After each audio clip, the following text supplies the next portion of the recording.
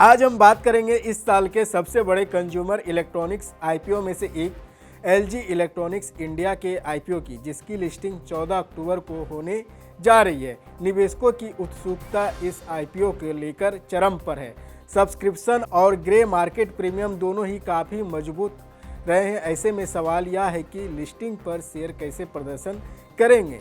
क्या यह मजबूत शुरुआत देगा या धीमी शुरुआत से निवेशकों को चौंका देगा। सबसे पहले बात करते हैं जीएमपी यानी ग्रे मार्केट प्रीमियम की। आईपीओ सब्सक्रिप्शन के लिए खुलने के समय इसका जीएमपी करीब 140 से 150 रुपया था, लेकिन जैसे जैसे निवेशकों की मांग बढ़ी या तेजी से बढ़कर 7 अक्टूबर तक 310 से 315 रुपये तक पहुंच गया। इसके बाद 10 से 11 अक्टूबर के दौरान जीएमपी 395 से 421 रुपया तक पहुंच गया, जो आईपीओ के ऊपरी मूल्य बैंड 1140 रुपया तक लगभग 34 से 36% प्रीमियम दर्शाता है। लिस्टिंग से एक दिन पहले 13 अक्टूबर को जीएमपी थोड़ा नरम होकर 370 से 390 रुपये के बीच था। इसका मतलब यह है कि लिस्टिंग पर निवेशकों को एस्टीमेट 32% का प्रीमियम मिलने की उम्मीद थी। अब बात करते हैं आईपीओ के सब्सक्रिप्शन की। आवेदन के अंतिम दिन 9 अक्टूबर एलजी इलेक्ट्रॉनिक का आईपीओ कुल मिलाकर 54.02 गुना सब्सक्राइब हुआ। क्यूआईबी को 166.51 गुना और एनएनआई को 22.44 गुना और रिटेल निवेशक को 3.55 गुना सब्सक्रिप्शन मिला। ये आंकड़े दर्शाते हैं कि निवेशकों में इस आईपीओ को लेकर काफ़ी उत्सुकता और भरोसा था। हालांकि भारत में बड़ी कंपनियों के आईपीओ का लिस्टिंग पर प्रदर्शन हमेशा एक जैसा नहीं रहा।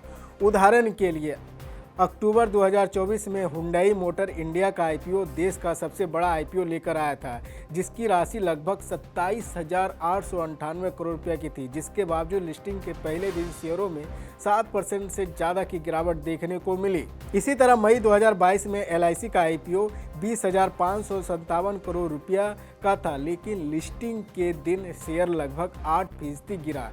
पेटीएम की पेरेंट कंपनी 197 कम्युनिकेशन लिमिटेड का आईपीओ 2021 में आया था और इसके लिस्टिंग पर शेयरों में 25% से ज़्यादा गिरावट हुई थी। इसका मतलब यह है कि बड़े आईपीओ भी लिस्टिंग पर निवेशकों को निराश कर सकते हैं, इसलिए सावधानी रखना जरूरी है। LG electronics India south Korea की एलजी कंपनी की भारत यूनिट है। यह होम अप्लायंस और कंज्यूमर इलेक्ट्रॉनिक के क्षेत्र में एक बड़ा नाम है।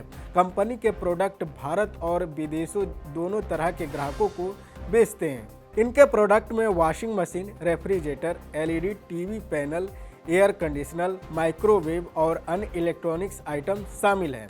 साथ ही कंपनी अपने सभी प्रोडक्ट के लिए इंस्टॉलेशन, रिपेयर और मेंटेनेंस सर्विस भी देती है। आईपीओ पूरी तरह से ओएफएस यानी ऑफर फॉर सेल्स का था, जिसका मतलब है कि यह कंपनी के मौजूदा शेयर धारकों द्वारा बेचे गए शेयर, ना कि कंपनी द्वारा नए शेयर जारी किए। इस वजह से कंपनी को सीधे फंड नहीं मिला, लेकिन निवेशकों के लिए यह एक मौका था बड़े ब्रांड के शेयर में निवेश करने का। कुल मिलाकर LG electronic India IPO subscription और जीएमपी दोनों ही दर्शाते हैं कि निवेशकों की उत्सुकता काफ़ी मजबूत है।